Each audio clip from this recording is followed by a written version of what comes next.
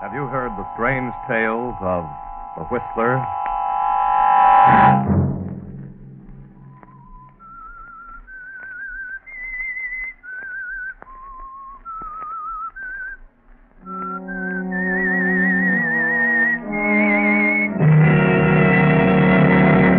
I'm the Whistler.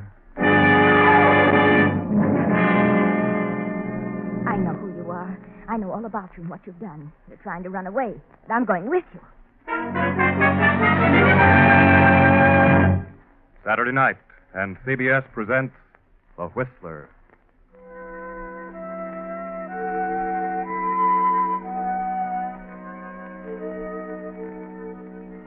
I, the Whistler, know many things, for I walk by night.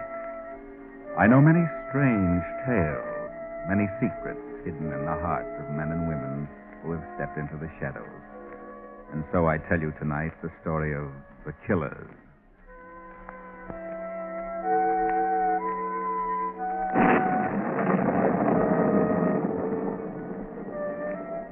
The rain beats down in torrents, and during the brief flashes of lightning, a certain stone building stands out in the darkness of the night, the courthouse of a county in a southwestern state. A murder trial has come to a conclusion, a sensational trial in which the young killer has been tried and convicted of the brutal slaying of 5 people, his employer, Farmer Atkins, and Atkins' entire family. The defense, appointed by the state, contended that the slayer was insane. Now the killer stands before the judge. The jury has found that on the night of September 13th, the entire Atkins family was brutally slain with a meat cleaver wielded by the defendant, Joe Nichols. In the absence of sufficient motive other than the $20 found on the defendant was placed under observation by the state psychiatrist. And the said state psychiatrist find the defendant suffering from dementia praecox. Therefore, it is the duty of this court to commit the defendant to the state institution for the insane.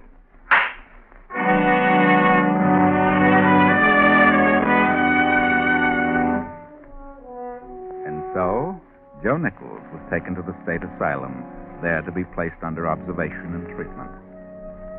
Now let us travel south in the same state to a certain farm, a farm belonging to the widow Agatha Mayberry. There's no connection whatever between Agatha Mayberry and the insane killer, Joe Nichols, but let us go to the farm anyway. Agatha's husband died 3 years ago and left her with a rather large farm. At first she managed things very well, but then came the war, and hands became scarcer and scarcer.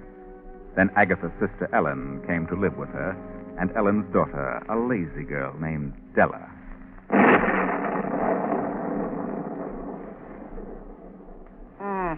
Storm is coming up stronger now. Did you get those calves in like I told you, Della? What did you say, Aunt Agatha? Get your nose out of that magazine and you could hear me. Aunt Agatha wanted to know if you looked after the calves, darling. No, I forgot. You'll have to excuse Della. She just can't get used to this sort of life in so short a time. You've both been here almost a year. Give her time, Agatha. Give her time. I'll give her time. Get out there, Della, and see if those calves are under shelter. But I might catch my death of cold in this storm. Those calves are worth more than you are. Go on.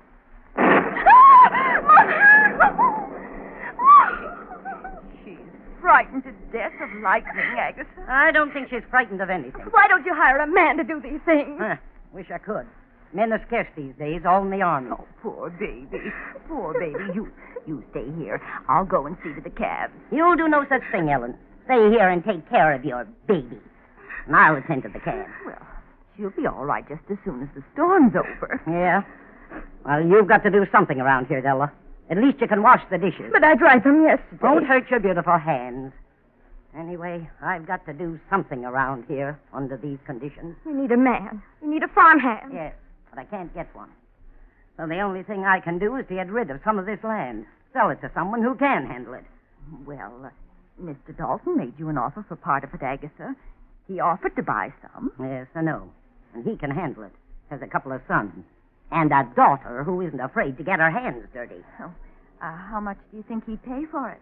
Oh, I don't know. But I'm going to find out. Agatha, where are you going? I'm going to see Mr. Dalton, my neighbor. If I can make a deal, I'll make it tonight. But it's storming, Aunt Agatha. I've been in storms before. I'll drive over there and be back in an hour. I'm not a sissy. Go on to bed, Della, and pull the covers over your head. And Agatha's selfish. She's mean. All she thinks about is this farm and work. I don't know anything about a farm. I can't learn. I won't. Well, you don't belong on a farm, Della. Doesn't suit you. I won't hurt animals. I won't milk cows. There, darling, don't cry. Mother understands. No one understands me. I won't be a slave. And Agatha's trying to make a slave of me. There are people for such work. There are men for such things. Well, but men are scared, darling. Men are scared. Then we'll leave. We won't put up with this. Well, how can we leave, baby? We have no money. No. Well, I won't take care of animals. I'm going to be a model. I should be in New York or in Hollywood. Now, darling, don't let yourself get excited. Mean and selfish, and I hate her. Please, Della, darling, calm yourself. Who does she think she is, ordering me around like a slave? I won't stand for it. Miserly old fool. I hate her.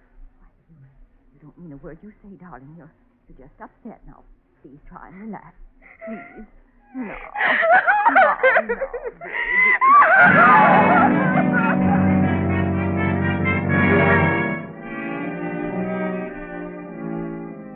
While Della, poor little Della, sobs and sobs in a fit of hysteria, and Agatha drives on through the raging storm, and 10 minutes later pulls to a stop in front of her nearest neighbor's house, the house of Farmer Dalton.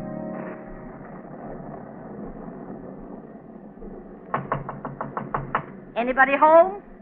Dalton. Well, the land of mercy, Agatha Mayberry. Well, come on in, come in. You must think I'm kind of crazy running around on a night like this, Mr. Dalton. Well, there must be a reason for it, Agatha. Yes, there is. I want to talk business. Business? Well, all right. What's on your mind all of a sudden? You want to buy the east half of the farm? Why, sure. I told you I did. What was your offer? $2,000. Well, that's a little low, don't you think? Well, perhaps, but, well, what are you going to be able to do with it? You ain't got no menfolk around. You'll have to let it go to grass. Yes, I know that. But if we could only get a few women to give up their fancy manicures and long fingernails, it wouldn't hurt them any, I know. I've tried it. Yeah, you're right about that, Agatha. Well, let's get down to business. You'll give me $2,000 for the east half of my land? Yeah, that's right. Well, the deal. Good. Shake. Now, how do you want it? Well, how are you prepared to handle it? Well, I'll tell you, I collected $1,000 cash from Henry Jacobs late this afternoon. It was too late to put in the bank, so I'll just give you that cash and a note for 12 months on the balance. All right, fair enough. Make out the note. All right. I, John Dalton, in consideration, in the sum of $1,000. Well, there you are, Agatha. I see. Well, shouldn't we have a witness to this transaction? Well, if you want it that way, sure. Oh, I'm sorry. I just wanted to thank you, Mr. Dalton. That was a swell supper. Oh, come in here a minute. I want you to do something. Sure, anything you say, Mr. Dalton. What can I do? Joe, this is Mrs. Agatha Mayberry, my neighbor of the West. She just sold me the east half of her land. I'm paying her half cash and the other half on a 12-month note. Like you to witness that note, if you would, Joe. Is that necessary? Oh, I don't know, but that's the way Agatha wants it. Very well, I'll witness it. There you are. Thanks, Joe. And who is this man? Well, Joe came here today, early this morning, and he's worked like a dog all day, done 10 men's work, and that's something I can't understand. What do you mean? Well, he's been discharged from the Army because of a physical reason. He's a 4F, but certainly didn't show any bad signs today. I can still do a lot of useful things. I thought you had enough men around here to handle things. Oh, I have, but he was broke and hungry. Well, if you don't really need him, how about lending him to me? I could use him. Yes, that's right. You could. She's got a farm and not a man on the place, Joe. How about it, huh? Sure, I'd be glad to help her. Fine. Well, you go on with Mrs. Mayberry. She really needs help, Joe. She lives alone with her sister and her young niece, and they can't help her much, but you can. The deal. Right. Well, here's your $1,000 cash, Agatha, and the note. Next payment's due in 30 days. I'll have it there. I'm not worried about you, John. See you later. Well, now, you better keep an eye on me. I'm a strange sort of critter. I forget sometimes, you know. Well, come along, young man. It's getting late and the storm's getting worse. Yes, I know. Are you alone? Yes. Good night, Mr. Dalton. And thanks for everything. Now, Joe.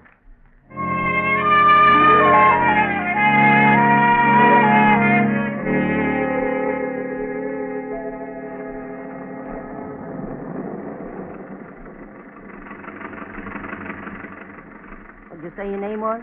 I didn't say. But my name's Joe. Oh, I see. Ever do any farm work, Joe? Yes, I've done a little here and there. You're sure welcome. Why did you sell half of your farm? Because I couldn't take care of it. You sold it short, didn't you? Yep, $2,000. And it's really worth $4,000. He gave me $1,000 cash and this note for the balance. Aren't you worried about carrying $1,000 in cash? No, why should I be worried? Oh, I don't know, but it's kind of risky. Is it? Aren't you afraid of me? No, I'm not afraid of anyone. No? Well, that's good. How long you been out of the Army? 3 days over 4 months. I was wounded in Bataan. But I can do lots of things, even if I am discharged. Well, I'm glad to have you. Glad to have anyone who can do anything. It's a dark road, isn't it? Yep, no one could drive on it if they didn't know it. Any crossroads? No, none. How much farther is your place? About 2 miles. Oh, that far, huh? It's a big farm. Well, what do you think of that? Must have got wet after all. Yeah, that's what it sounds like. Oh, I hope it keeps going. I'd hate to have to walk the rest of the way in this storm. Such mud. Yeah, that wouldn't be good, would it? Maybe you better stop and let me have a look under the hood. All right. Shall I turn off the motor? No, not yet.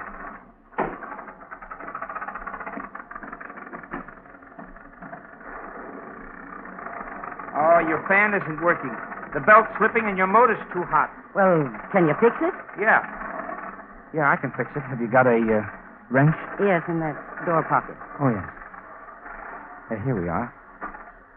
This'll do it. Turn it off.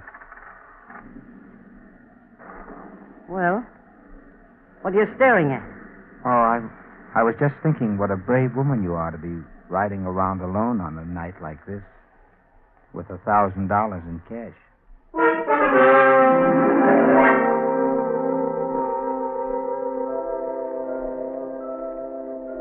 Seems to me Agatha's been gone quite a while, Della. Yes, it's been almost an hour. Maybe she got stuck or something happened to the car. She'll be right if it did. I don't care if she never comes back. Della, what are you saying? You don't mean that. Well, maybe not. But I was just thinking. So were you, but you won't admit it. Admit what? If she didn't come back, why, well, then we could leave here. We could go to New York or Hollywood, and I could follow my career. How? Well, we could sell the farm and everything. Have plenty of money to live on till I got started. We sell the farm? Don't be so dumb, Mother. Wouldn't you inherit all her property? Don't talk like that, Della. Frightens me. I can imagine how frightened you are. You're not afraid something has happened to her. You're afraid something won't. Be still. All right. Getting worse. Yes. That'll make the road slicker, muddier. Be hard to keep from skidding. Della, don't open it. Who's there? It's all right. Open the door. Good news, maybe, Mother. What is it? Oh, gee, it's mighty wet out here. Are you Mrs. Mayberry's niece? Yes? What happened? Well, she had a little trouble and... Where is she? Is she all right? I'm her sister. No, don't close the door. She'll be along in a moment. Is she... How did it happen? Well, the fan belt slipped and the motor got hot, and then when she started down that steep hill, the car started to slide, and she went into a tree at the bottom. I see. Where is she now? Well, I got to the garage all right. Not hurt much. Front axle bent a little. Agatha! What? She's all right. Yeah, but I certainly had the time with that car. Well, what do you mean, all right? Of course I'm all right. But we thought... Make some tea, Ellen. I'm frozen stiff. Who's this man? Oh, this is Joe. Joe, this is my niece Della, and this is her mother, my sister Ellen. We've met. We're going to have a man around here. Joe's the new hand. Maybe we'll get something done around here for a change. Did you make the deal with Mr. Dalton? Sure. And he paid me $1,000 down in cash. Balance monthly. Joe here was witness to the deal. Witness? Yes, I happened to be at the Dalton's place. I worked there today. Your aunt said she needed a hand, so here I am. You're going to stay here? Of course. Well, how nice. Your aunt's a very brave woman to take a chance riding with a stranger and $1,000 cash around her neck. Oh, I'm not afraid. I'm a pretty good judge of people. Well, since you aren't going to make that tea, Ellen, I'll do it myself. Sit down, Ellen, before you fall down. Turn on the radio, Della. I want to hear the news in a little bit.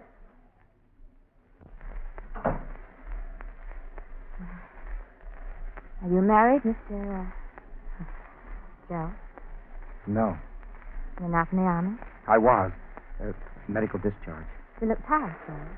Yes, I am. I wonder if you'd mind if I'd turn in. Not at all. Well, is there a separate building for the hands? No, I suppose Aunt Agatha intends for you to have the spare room upstairs. The end of the hall. I see. Well, good night, Miss... My name is Della. Good night, Della. Good night, Joe. Good night. Night, ma'am.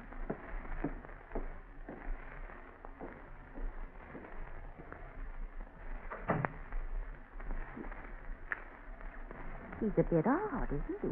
I like him. He's not bad looking either. Murder of a farmer and his entire family with a meat cleaver. He was later found to be insane and sentenced to the insane asylum. He escaped last night and is believed to be heading south.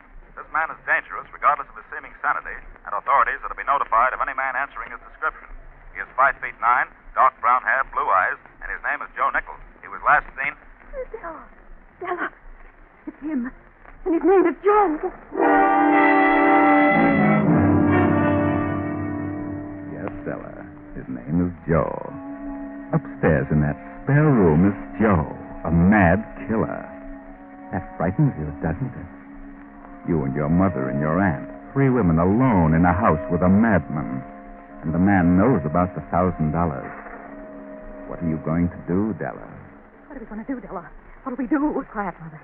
I'll tell Agatha. Agatha should know. Come back here. Be quiet. Agatha should be warned. Maybe she'll know what to do. No, not a word to Aunt Agatha. It would only frighten her. Well, then call the police. Call somebody. We can't. The phone isn't working. It's gone dead. Gone dead? Della, what do you mean? What I said. I tried it earlier this evening. Well, when? I don't remember. You be still. Now go upstairs and go to bed. Go upstairs? What? No, Della, I can't. We've got to tell Agatha. Go to bed. But what if he should... Della, he knows about that money. Might kill us all. There's a gun in this table drawer. I can see both your room and Aunt Agatha's from this chair by the door. I'll stay here in the dark until morning. Understand? Yes, but please. Go on upstairs before Agatha sees you. Go on.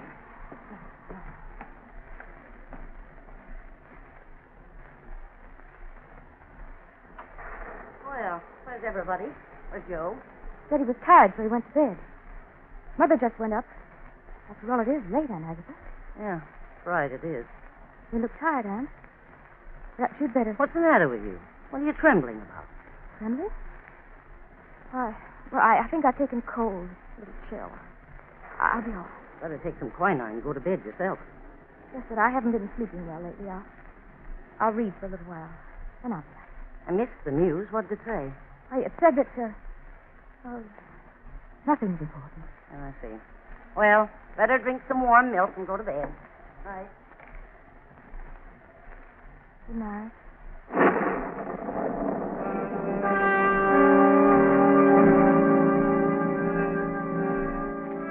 Why didn't you tell her, Della?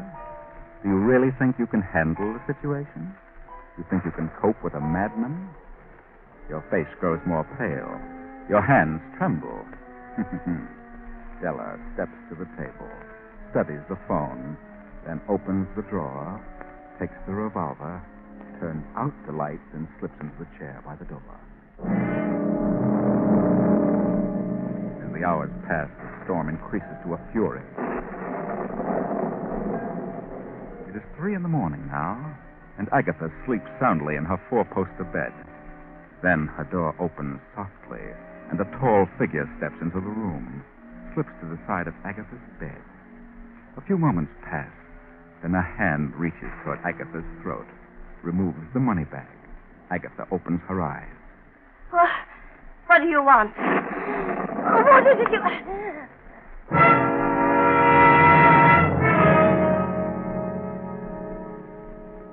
The storm has reached its peak. A few minutes later, it has passed over, leaving only the fall of a light rain. Suddenly, Della stirs in the chair beside the door. A figure is slowly, stealthily coming down the stairs. Reaches the bottom and starts to cross the room toward Della. She wakes breathlessly, then snaps on the light. Where were you going? Why, I was, What are you doing down here? Where were you going? Well, the storm woke me up, and I got a little hungry. I thought I'd have a look in the kitchen. You were headed the wrong way, Joe. Huh? The kitchen is over there. Oh, yeah. Yes, sure. I guess I got turned around in the dark. I don't think you were confused, Joe. What do you mean? You had no intention of spending the night here. And you weren't planning to start work in the morning. Of course I was. I know who you are, Joe. I know all about you. What? How do you know? Radio. There was a warning and a description. You said you were in Mississippi. And what are you going to do? Phone the police? No. Phone is dead. Yes? I'm not afraid. I understand your kind, Joe. What do you mean by that? I don't condemn you. I sympathize with You do? you. Yes. If they know I'm in the vicinity, then I've got to get out of here. You've got a little money. Haven't you, Joe? Yes? Then I'm going with you. What, you're going... What do you mean? I can't do that? Yes, you can. You've got to. Once we're across the state line, everything will be all right. State line? I don't get it. I've got to get away from here. I've got to. I'm being held here against my wishes. Held here? Yes, they think I'm crazy, unbalanced. Crazy? You don't act crazy to me. Neither do you. But they've got some reason for keeping me here, and I can't stand it any longer. I've left before, but I haven't got a cent, and they watch me like a hawk. Here are the keys to the car. I don't need a car. I can hide out better on foot. I don't want anybody with me, especially a girl. And besides, I don't intend to cross the state line. But you're taking me with you. Nothing doing. I'm getting out now while it's dark. Wait a minute. What? Shoot, if I have to open that door and go to the garage. Now go on. Remember, you're a fugitive. And if I shoot you, they'll think nothing of it. Straight ahead to the garage.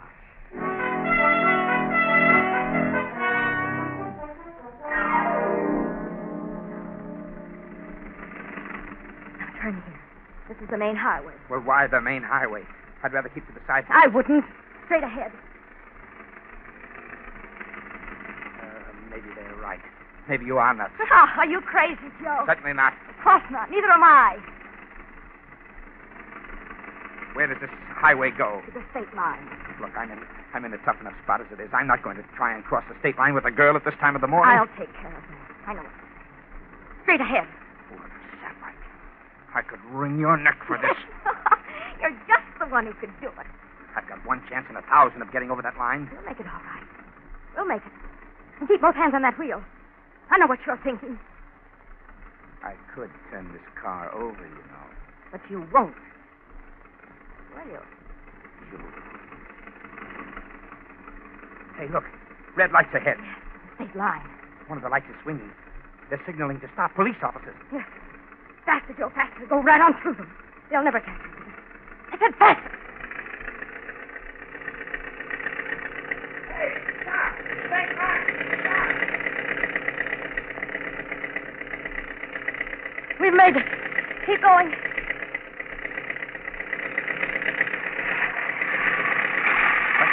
Hey! I don't know. I think we've broken a piston rod. This old crate can't take such a beating. Oh. Look back. Here they come. Now I am stuck. Don't move, Joe. Stay right where you are. You little sap. Don't you move or I'll shoot. Put up your hands, buddy. What have you been drinking? All right. What's the idea of running over the state line like that? Didn't you see the lights? Well, you see, I Maybe he's colorblind, Tom. Thought they were green. He seems to be sober, all right. Let's see your driver's license. I haven't got one. See your draft card. I haven't got one. That is, with me. Well, you hear that, Frank? Who are you? Hey, Tom. Look, slumped down in the seat. The girl. Throw your light on her. Look at her face, all bloody. Open the door. She's been bashed in the mouth. Wait a minute. Is this your gun, buddy? No. What's this little pouch on the seat? I don't know. Look, Tom. Look at the bills. Look at the wad of money. Hey, sister. Are you all right? It's all right, sister. We're state police. Please. What happened to you? It's him. Who? Who was this man? He came to our farm last night. He robbed my aunt and made me come with him. He kidnapped me. She's crazy. She's a nut. When we crossed the line, I tried to scream, and he hit me. You don't know who he is? No. No, his name is Joe. I think he's the lunatic who escaped from the asylum yesterday. She's crazy, I tell you. Get out of that car, buddy. You're coming to headquarters.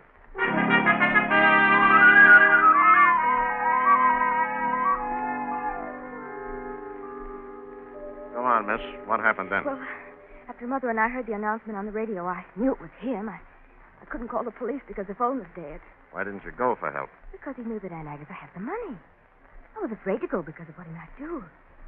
I got Aunt's gun and sat by the door where I could see him as he went into his room. Yes? But I must have fallen asleep because I waked up just in time to see him coming down the stairs and start for the outer door. I turned on the light and he said he was looking for the kitchen. It was then you realized that while you'd been asleep that he'd gone into your aunt's room, killed her, and taken the money? Yes. If I hadn't fallen asleep, I might have prevented it. I could have shot him. Officer, you know this woman's crazy, don't you? Crazy? Yes. Yes, she told me so herself. She said she was being kept a prisoner by her aunt and her mother because they knew she was unbalanced. Yeah. Well, maybe you're right, Joe. Maybe she is crazy. What? What do you mean by that? She's crazy. Yeah. Crazy like a fox. He's lying. I never said I was crazy. When Joe came to the farm and you realized he was the escaped killer from the asylum, you decided to take advantage of his being there and kill your aunt so your mother would inherit the estate. How can you say such a thing? That's horrible. You knew Joe would try to make a getaway when you told him about the broadcast. You had the money and the gun.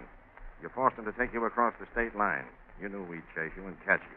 You dropped the money bag in the seat, and when we caught up to you, you hit yourself in the mouth with the gun butt. I didn't. Ah, yes, you did. We know all about it. It was you who went into your aunt's room, took the money, and hit her on the head. How can you say that? Because your aunt saw you standing over her bed. She called headquarters an hour ago. She what? Yeah. You didn't hit her hard enough, Della. And you lied about that phone. It was never out of order. She isn't dead. Oh. But this is ridiculous. Why would I do such a thing? Here's an escaped lunatic. A mad killer. Why should I be accused of such a thing? Della, Joe Nichols was captured a half hour after the broadcast.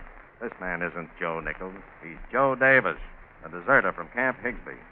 But I think he's ready to go back and face the music. Oh, believe me, Lieutenant, I thought I couldn't stand it there any longer. So I ran away.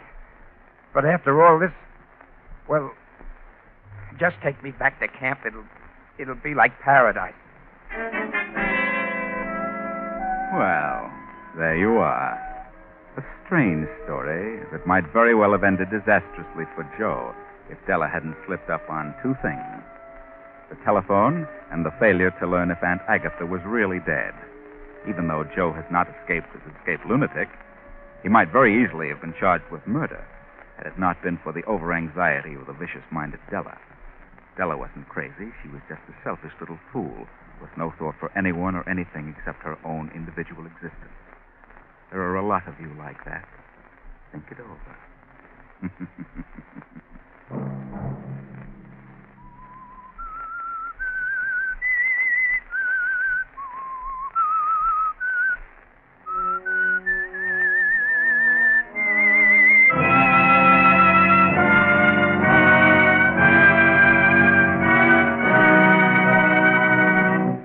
CBS has presented The Whistler. Original music for this production was composed and conducted by Wilbur Hatch. The Whistler is written and directed by J. Donald Wilson and originates from Columbia Square in Hollywood. Next week, same time, I, the Whistler, will return to tell you another unusual tale. Good night. This is the Columbia Broadcasting System.